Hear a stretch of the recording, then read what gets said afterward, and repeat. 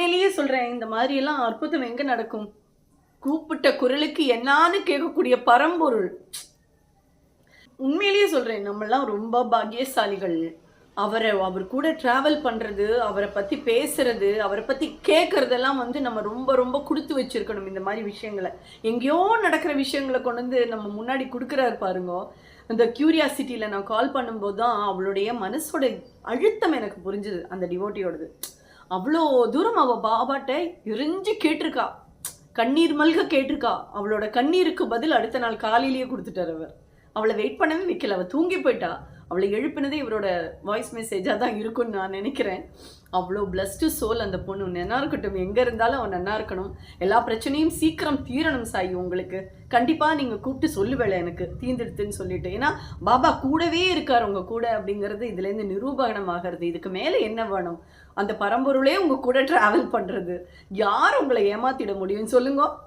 அதையும் கொடுக்கறது சுவாமி. அது நம்ம கர்மானு ஏற்றுட்டு போயிட்டே இருங்கோ. தோக்கவே மாட்டள், ஜெயிப்பள் கண்டிப்பா. அந்த நம்பிக்கை மாத்திரம் உங்க மனசுல இருக்கட்டும் எப்பவும். ஓகே, அடுத்ததாக ரெண்டாவது சொல்ல போறது என் ஆடி போக வச்சிருத்துன்னு சொல்லலாம். நிஜமாவே நான் பயந்து போன ஒரு விஷயம்.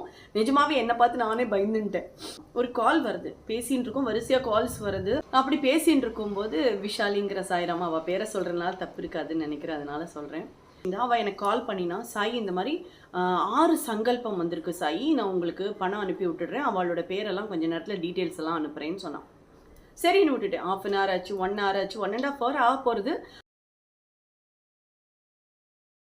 அப்போ ஒரு செவ்வாய்க்கிழமை அன்னைக்கு நம்ம மகா பிரத்திங்கிற யாகம் வில்லிவாக்கத்தில் இருக்கக்கூடிய மகமாயி எல்லையம்மன் டெம்பிளில் வச்சுருக்கோம். மறக்காமல் எல்லாரும் கலந்துங்கோ. உங்களுக்கு முதலே தெரியும், பிரத்திங்கிரா தேவிங்கிறது ஆக்ரோஷமான கோபமான கடவுள். நம்ம வீட்டில் வச்சு செய்ய முடியாத ஒரு யாகம். நம்மளுக்கு கிடைச்சிருக்கக்கூடிய மிகப்பெரிய வரப்பிரசாதம். நம்மளுடைய பிரச்சனைகளுக்கு ஒரு தீர்வு கொடுக்கக்கூடியவள். என்னெல்லாம் பெனிஃபிட்ஸ் அப்படிங்கிறது நம்ம சேனலில் ஃபாலோ பண்ணிட்டு இருக்கிறவா எல்லாருக்குமே தெரியும். ஸோ நான் திருப்பி அதை சொல்லலை. அத்தனை பெனிஃபிட்ஸும் கிடைக்க போகிறது. பிரச்சனைகளில் இருக்கக்கூடியவா கண்டிப்பாக வெளியில் வரணும்னா பரம்பொருள் நம்மளுக்கு கொடுத்துருக்கிற இந்த அரிய வாய்ப்பை, அதுவும் வெறும் சங்கல்ப பணம் 222 ரூபாய் தான், அதில் கலந்துண்டு எல்லாரும் க்ஷேமமாக வாழணுங்கிறதா நம்மளுடைய ஆசை. அடுத்து இது மாதிரி ஒரு யாகம் நடத்துவோமா இல்லையாங்கிறதெல்லாம் அவரோட கையில் தான் இருக்குது. ஸோ எப்போவுமே நான் சொல்கிறது ஒன்று தான், நம்ம கைக்கு ஒன்று கிடைக்கிறதுனா அது மிகப்பெரிய அரிதான பொருள் சுவாமி கொடுக்கறதா தான் இருக்கும். ஸோ மறக்காமல், இதுவரைக்கும் எனக்கு பிரச்சனை இருக்குமா, இந்த பதிவை நான் இப்போ தான் பார்க்குறேன்னா உங்களுக்கு விருப்பம் இருந்தால் தாராளமாக நீங்களும் பங்கெடுத்துக்கலாம். வில்லிவாக்கத்தில் வர முடியறமா நேரடியாக வரலாம். என்னால் நேரடியாக வர முடியாதுமா, அவுட் ஸ்டேஷனில் இருக்கேன்னு சொல்கிறவா கல்பம் பண்ணிங்கோ. யாக ரக்ஷையும் பிரசாதமும் உங்கள் வீடு தேடி வரும். அதற்கான போஸ்டல் சார்ஜஸ் நாங்கள் கலெக்ட்